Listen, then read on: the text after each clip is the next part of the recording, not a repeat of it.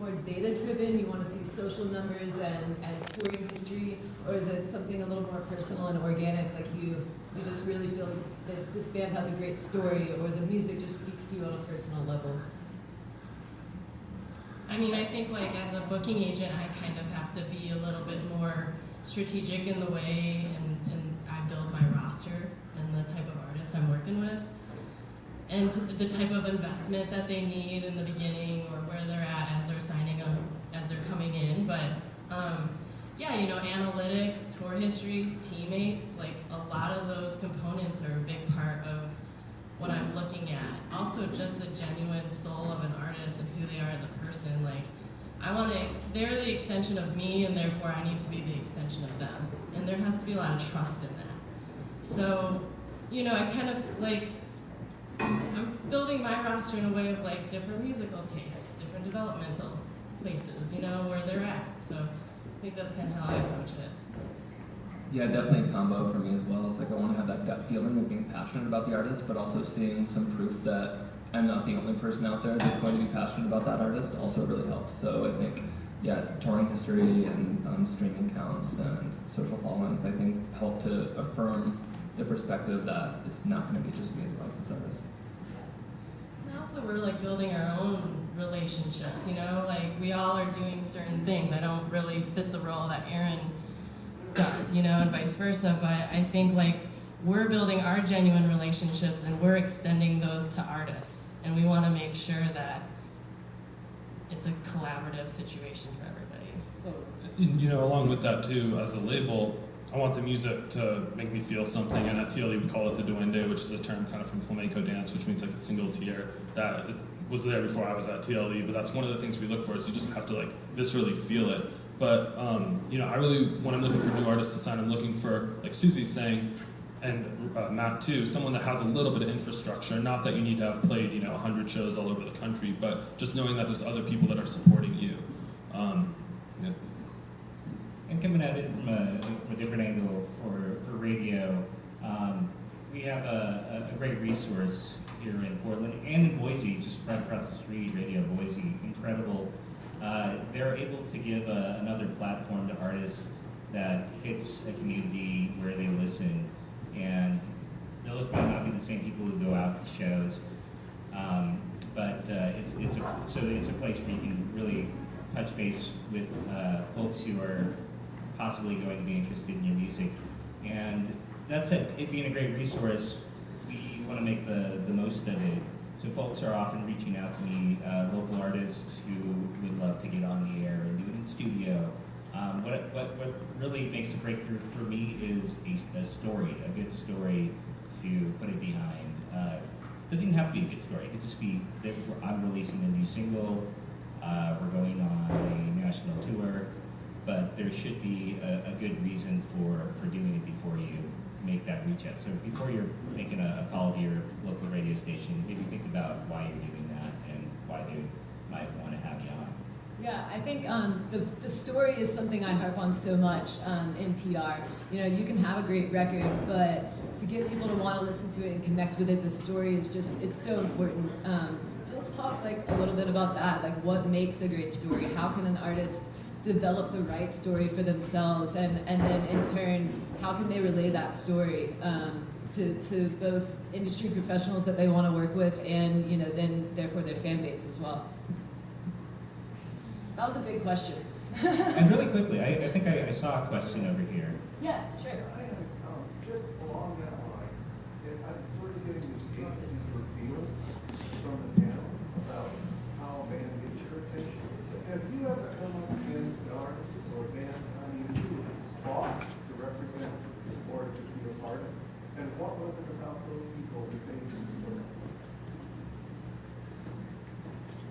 I think for me, in the case of Magic Sword, I saw them live at Treefort a couple years ago and just really, really loved everything that they were doing, and I think just felt a lot during their show. And so it was this very visceral, just strong desire to work with them. And I think for me and for a lot of us, it's like that live show, I think is such a cool way to connect with an artist and really understand the artist on an emotional level. And so I think that live show is really important. Are there any other questions right now? This might be a good time to take a little break if anybody else has Well, should I break down? Oh, sorry. I would love to hear if anybody else has the same answer to that question of an experience. So, Can you talk? Were you asking when have we seen an artist and just needed to work with them no matter what? Like, Yeah, is that? where you were fighting to get the artist to go with you. I mean, like you walked in the bar and my God, it's the Rolling Stones. Right. Looking for an agent. Yeah. Uh, You know, I think like all of us have been in that ring, especially for me as a booking agent. There's certain markets in the nation where you walk into a New York show and you know it's a buzz band and you will see like 8 other agents standing there. And I've been in a lot of those type of situations, and you know, you win some, you lose some. We like when we were just talking about rejection, like I can tell you at least 25-30% of my day is a slam door. Like I'm getting a no and I'm getting a big no. And some people are not, you know, and we all are existing to continue to churn and refine our like musical community so that people can kind of understand the bands that we're working with as well, you know. So yeah, I mean, I've had a lot of those situations, but I think organically as an agent myself and style-wise, some of the magic of music is the build of music for me. And so I kind of like to work with a lot of artists that are coming in, you know, developing from 15 paid literally to 1,500. And I think there's a win there that a team feels as a different type of reverberation. But no, I've been in competitive situations. You have to go in there. You have to throw elbows. You have to tell your story of what you can do to service the artists and their needs. Without that artist, those artists that make you want to be in that. I mean, for me, I'm a live booking agent. Like, I'm not selling records. I'm putting a beautiful show into a community where I believe that show needs to be there. And so that to me is what it needs to be as a live show. Sure. my name's Jordan. I play with a band called Search and Foot. And I was just wondering, how do you find that a band comes to you and they're not quite ready, and then they come back to you a couple years later and you say, okay, I remember these guys and they've grown since then, and you choose to work with them then?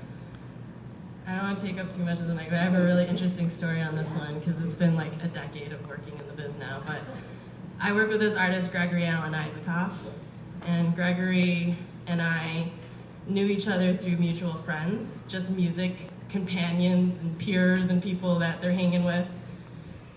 And I drove over at South by Southwest. I took a cab and drove over this I was 25 minutes outside of the city, and to see Gregory play. And it was at this like a smoothie hut. It was you can imagine it was a tiki bar type vibe, And I was just but the songs and his pure soul was still on that stage. It didn't matter, And I think I saw that immediately.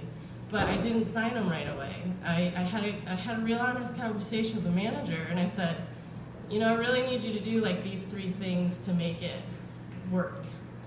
And I kind of needed to see them bring that. And we as a team talk a lot about that experience because it was we all brought our work to the table to earn it for each other. What were those 3 things?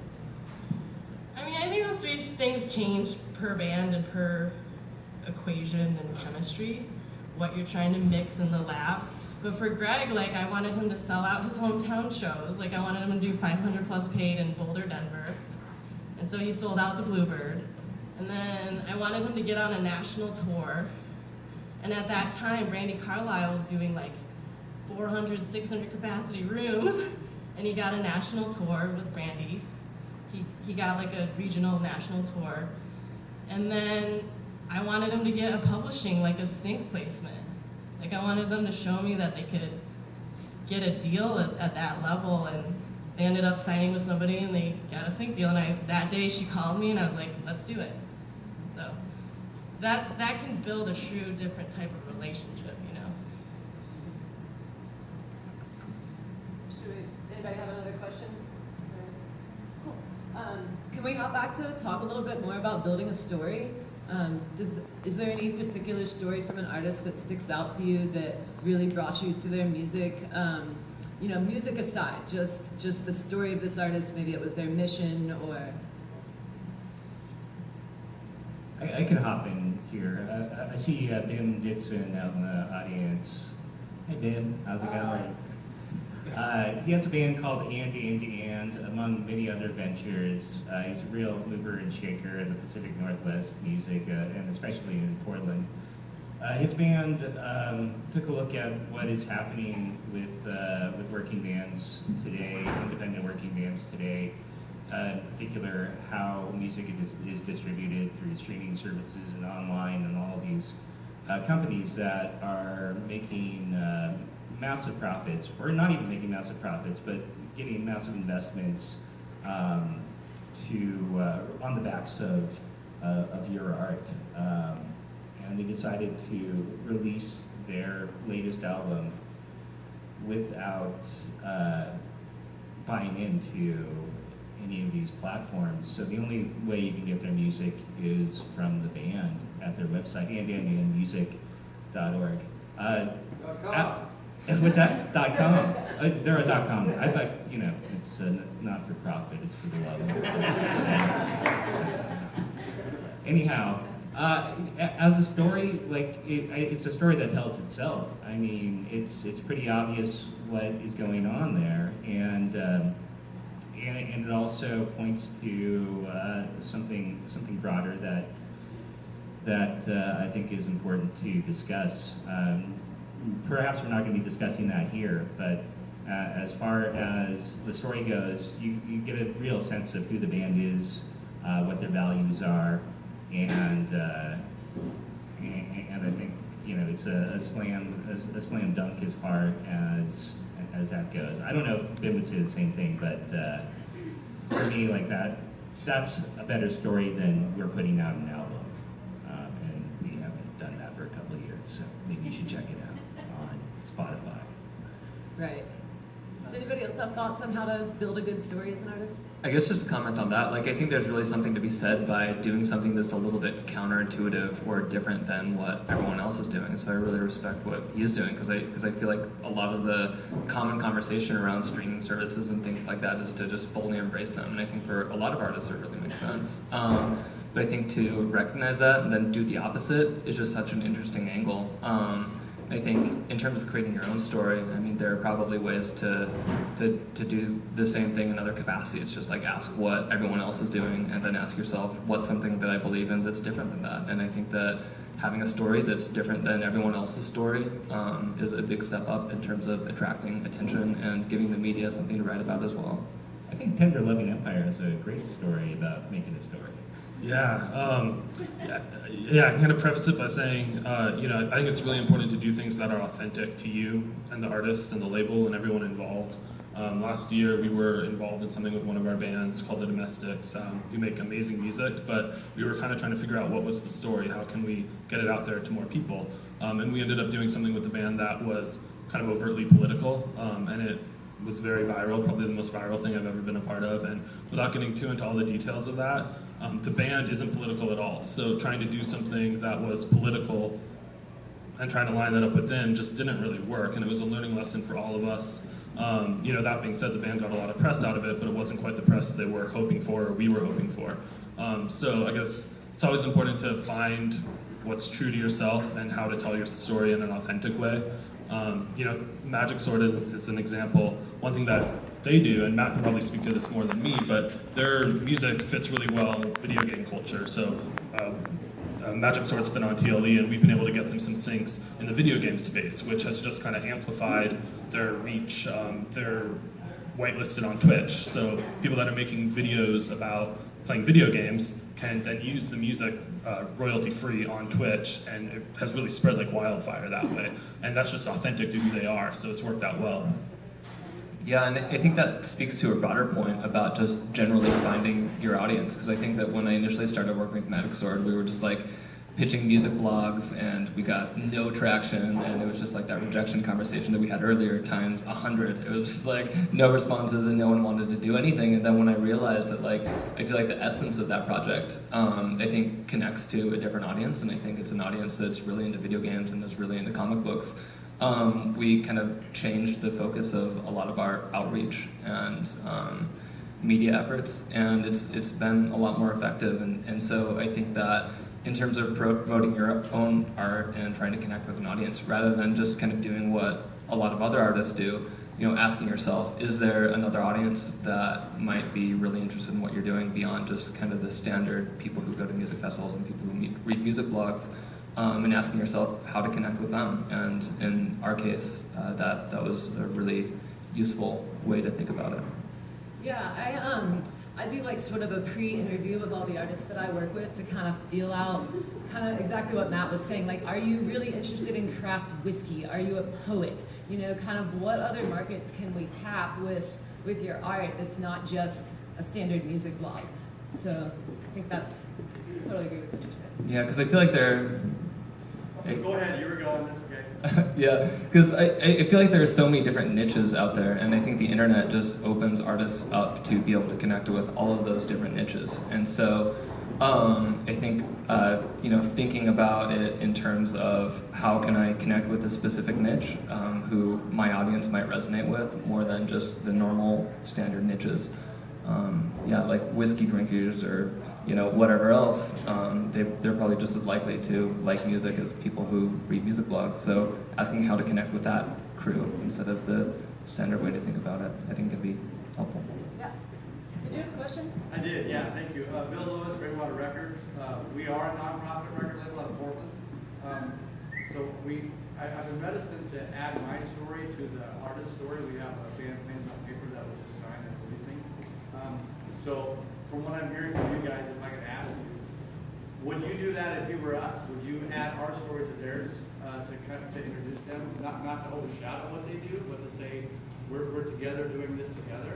Or would you, because I've been wanting to keep them up front and tell their story, tell mine on the side, but it sounds like maybe part of their story could be what they're doing with us. I think it's different for every label. At TLE, as much people know, we have retail stores and we do a lot more than just music, but to me, I honestly don't really care too much if someone knows about, while they're discovering one of our bands, knows about all the things TLE does. I want someone to discover the band and buy into the band. One thing that's a little bit different about TLE too is that we're not very genre specific, especially at this point. We're kind of bouncing around. We have Magic Sword, which is an electronic act, and we have some folksy singer-songwriter sorts of stuff. So the kind of singularity between the genres is all over the place, and I want people to discover the music, because ultimately an artist doing well is going to be what makes us do well as a label. The label, becoming a bigger name, sure, I want that, but honestly, it's lower on the totem pole than someone discovering an artist and buying into that artist and becoming a super fan. Sure. I mean, it depends on the story element you're talking about too, because like the story of the label, I think of labels like 30 Tigers, and I think of their story and their journey and the long history. Like that story is already told just by the industry experience, you know what I mean? Yeah. So just kind of maybe understanding what that could do for you and your roster of teammates and artist camps is probably super important. Yeah, and I also think there's a lot to be said for experimentation. So if you have an artist that you think could really be helped by that story and they're interested in trying it, I think it might be worth it to just try connecting those stories and see if it gets any traction. And then if so, and other artists are open to making that connection, consider building it out from there. Once again, as long as it's authentically a part of that artist's history and story and reason why they're working with your record label, if it isn't necessarily why they are working with you, then maybe leave it out for this artist. Yeah, and that's kind of why I decided to, because they did decide to go with us as a local group. And it's their first album, the full-length album releasing on our label. So we kind of went together, but I've been hesitant to interject ourselves for just lack of wanting to get in front of the art. So. One thing that I think kind of ties into that's kind of been an important thing that has kind of bubbled up at different points throughout my career is community. And creating a community around music I think is super, super important. And that is how I discover music half the time too. But it also really helps grow a fan base and it does all sorts of things. But going off of your question, you know, if you're a label that is building a community around the label, and then those artists, maybe they're smaller, are getting discovered because of the community, and people are like, did you hear about this act? Well, this act is on the same label too. That goes a super long way. And years ago, I started a thing called Dropping Gems, which was a collective label in Portland, and we had a bunch of, you know, just like bedroom beat producers that were making cool music, but there was no kind of common thread between them and kind of the broader context of what was happening on the internet basically at the time. So we started flying in musicians from mostly LA, but all over, that made similar music, and we really created a physical space where people could come and kind of celebrate that music that otherwise they were just reading about on blogs. And through that, we really created a community, and it kind of became like a little movement in a way, at least in Portland, and people discovered us through that. So it definitely goes both ways, but community is super, super important. And I guess if you're telling the story of the label, and it's not just like, hey, we're a nonprofit, but hey, we're a nonprofit that does all these awesome things, that will help build that. I mean, if it's important to your business strategy, elements of growing the perception, the profile of your label, you're the artery between all these bands, like, that's your choice as a leader of that company, you know what I mean? To have to, like, so. Thank you. Can we talk a little bit more about community, Aaron?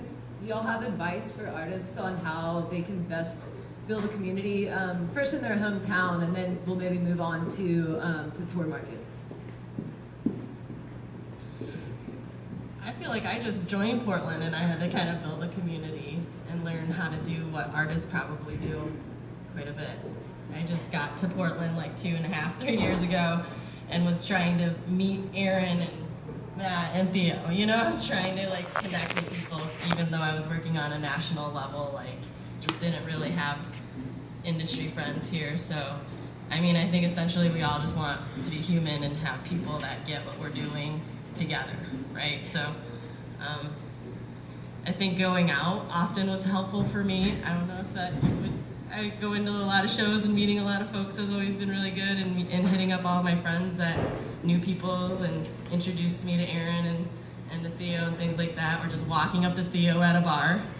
And I was like, hey, we go to a lot of shows together. We're always at the same shows. That's how we met. Yeah. You know, especially for bands, though, reach out to other bands that you like their music. Even if you guys think maybe you sound a little bit different, try to throw a show together. You know, even if it's at some smaller venue. I think reaching out to people without like specific expectations is really important. Whether you're reaching out to a label, reaching out to a band, reaching out to maybe a booking agent. You know, networking is super, super important. I mean, at the end of the day, even for us sitting where we're at, there's still gatekeepers. You know, it's like every day I'm trying to talk to Spotify, but they're not emailing me back. You know, there's always going to be gatekeepers, but just trying to reach out to people and network is super, super important. And you know, bands will reach out to me and invite me to their shows, which is great, and I'll discover new music that way. And you know, it's not like they're trying to get signed necessarily, but they're reaching out, just trying to get involved and find out more. And I think that goes a long way to building community. Yeah, I think that's important, to build relationships without asking for something in return.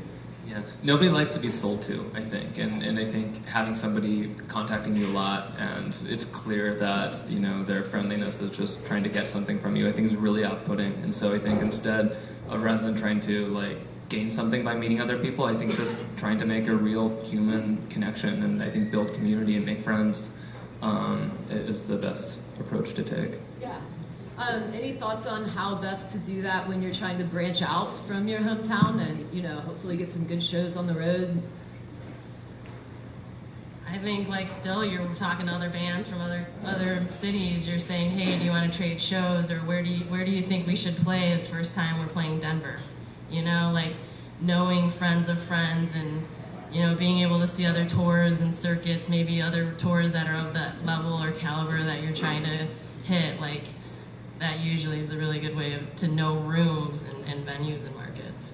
Yeah, I got kind of, I cut my teeth booking tours for unknown bands up and down the West Coast about a decade ago.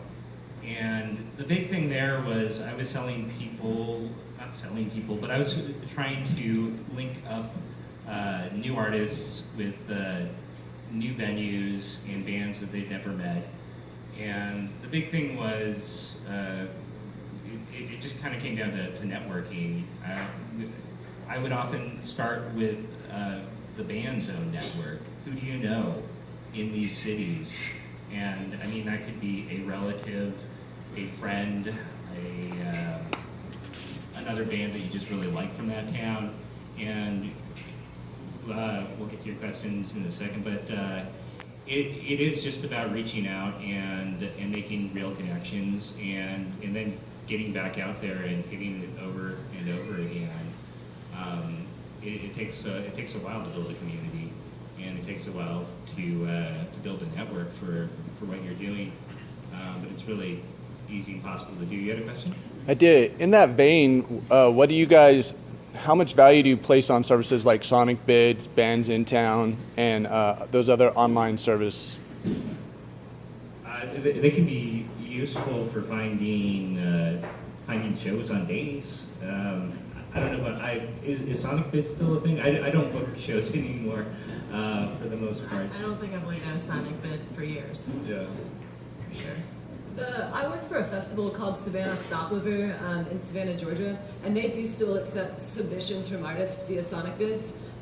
So I think South by still does too, right? South by Southwest. Probably, but I mean, the main thing is there are tools out there that you can use, and I recommend getting familiar with them and maybe talking to people who are also doing the kinds of things that you want to be doing, finding out what they're using. You know, when if you're just starting out, there are no rules really. Be conscientious, be kind, be flexible, and be ready to sleep on some floors. And hopefully you'll work your way up to a point where Susan can help you make those connections. Just to kind of add on to one thing you were saying a minute ago too, I think like Susie and I are going to be very excited about potentially working with someone if they've cut their teeth and tried really, really hard to book a tour themselves and talk to bands in all of these different cities before they're even approaching us. Not that you need to do that, but if you've done that 3 times, it shows that you're ready to work and just trying to make it happen, and that goes a long way. Yeah, I think people want to work with artists who are invested in their own career and their own growth, because I think that if you're working with an artist, it takes a lot of work before there's any kind of payoff in many of my experiences. And I think a huge bummer would be investing a lot of your life into trying to help an artist build if that artist isn't really that committed to it in the first place, instead of doing exactly what Theo said and just like beating the streets and really committing to it, I think is a great way to show your commitment to the future.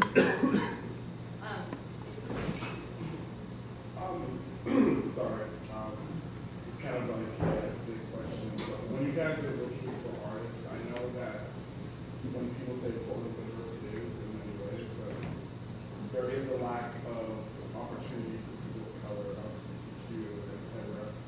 How can you guys try and implement that more? Like, because I feel like some of these music are, there's not a lot of representation for minorities in the community. As a person of color, I totally agree. And I've really, in my career, have honed a lot of my life within a very male-dominated industry, part of the industry, I guess. And very, yeah, so I think, like, you know, representing artists that have a mission, have a message to say, like working with Ani DeFranco, for instance, is a really important soul thing for me to do, because it helps contribute to our world and it helps contribute to our music world.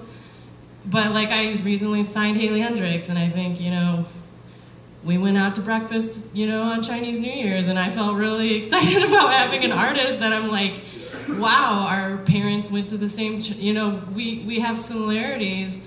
And one of the things I do talk about that, just because not only am I a feminist, but I really believe I'm an activist, and I really believe that, like, there's a place on my roster for her, and a lot of people like that, you know. So I know Aaron's working with Shanti. Yeah, I mean, since first of all, I totally agree too. Since I've been at TLE for about 2 years, it's been a goal of mine to really diversify the roster. A lot of the releases haven't even been announced yet, but this year, all but one of our bands is some sort of minority. You know, we're working with a non-binary artist, a couple queer artists, couple African-American artists, and you know, that's not why we're working with them. We're working with them because their projects are awesome. Yeah. But it's been a goal of mine to not just put out the same sort of stuff that, you know, was coming out before I was at TLE. I think the hope is that the industry grows as much as like our society and our community and our world is growing. I know we're kind of in the current administration, and yes, I'll say it on this stage.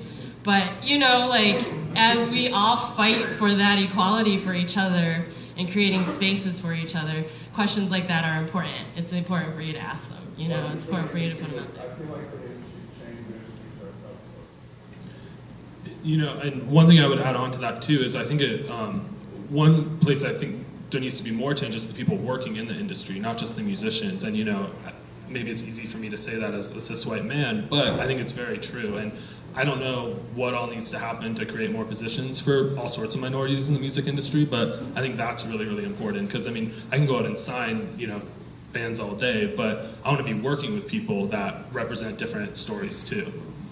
And I think too, sorry to add one more thing, I think a lot of my roster chooses me because they know I'm a boat out there in the ocean, very different, just as similarly different as they are. You know, like, I'm a person of color, I'm queer, and I'm a woman, you know? And I go into those meetings, and I can tell you, I've been to some of these South by Southwest agent meetings, you see 80 agents in the room, and there's 11 women. Like, those are some of the real stats that are happening. So it's important for all of us, you as artists, you as managers, you as people who are like putting people on the radio, think about that responsibility of like not having, you know, having equality and trying to be mindful of creating space for everybody. And you know, those. We were talking earlier too about how to have a unique story, and you know, those stories, I feel like one positive that's starting to happen, and you know, it's not full tilt yet, there's a lot more that needs to happen, but those stories are now being brought to the forefront for all sorts of reasons, and I think that's really, really important to see. You know, you look at Billboard, for instance, you know, they have a whole Pride section now, which is new as of, you know, I think a few months, maybe a year ago, and that's just one example, but you know, it's becoming easier to tell those stories, and people want to tell those stories. And you know, I think all of us work to try to shine a light on them. Yeah, I think the media in particular is doing pretty well to kind of bring in, you know, more diverse artists and not just cover bands that are 4 dudes with guitars. No hate on 4 dudes with guitars, but was there a question right here too, or did anybody else have a comment? I don't want to cut that off too soon. Okay, yeah. I guess kind of like a 2-part question. It's like one, going back where you're talking about making your artist known in your community. And so we're from Missoula, Montana, so it's a big music town, but people always forget about it. It's like, because it's in Montana. But we're a really similar market to Boise. We're a tertiary market, about the same size. We have college and everything.